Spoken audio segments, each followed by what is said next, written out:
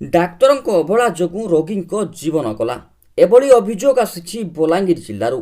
ବଲାଙ୍ଗୀର ସ୍ଥିତ ଭୀମଭୋଇ କଲେଜ ଓ ମେଡିକାଲ ହେବା ଦିନଠୁ ବଲାଙ୍ଗୀର ତଥା ଆଖପାଖ 5ଟି ଜିଲ୍ଲାର ଲୋକ ଉନ୍ନତମାନର ଚିକିତ୍ସା ଆଶାରେ ବଲାଙ୍ଗୀର ଭୀମଭୋଇ ମେଡିକାଲ ଉପରେ ନିର୍ଭର କରୁଛନ୍ତି।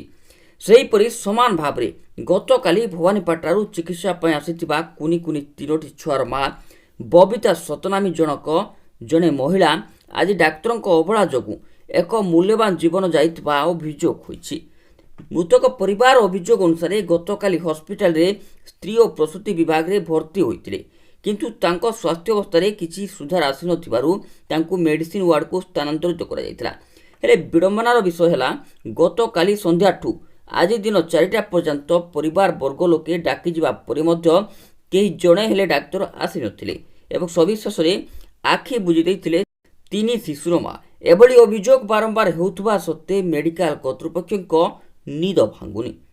ବଲାଙ୍ଗୀରରୁ ମଧୁସୂଦନ ବୈଦାରଙ୍କ ରିପୋର୍ଟ। मुई मोटामोटी भाव ये कहवाक चाहूचे यहाँ पूरा चिकित्सार अवहेला होइछे। बलांगीर मेडिकल कॉलेज माने प्रतिष्ठा है दिनू माने लोकंकर आशा बढ़ी जाइए। माने आमर पड़ोसी जो जिला माने अच्छे से जिलार इनके रेफर होकर रोगी मैंने आसुचन, किंतु इन अवहेलार शिकार होचन। आमर गोटे जेंता बबिता सतनामी बोली बलांगीर माने भवानीपाटना सहर जड़े रोगी आसते 25 वर्षर जड़े रोगी माँ जड़े 3टा छुआ अच्छन। गोटे छुआ 22 दिन होचे तो मेडिसिन वार्ड भर्ती होते किसी गायनिक प्रोब्लेम है तो मेडिसिन वार्ड वाला गायनिक वार्ड के जिते बेले कलफर कले तथापि कौन गायनिक डॉक्टर नहीं आसले 2 दिन धरिक, जो द्वारा आज से बबिता सतनामी मृत्यु होती।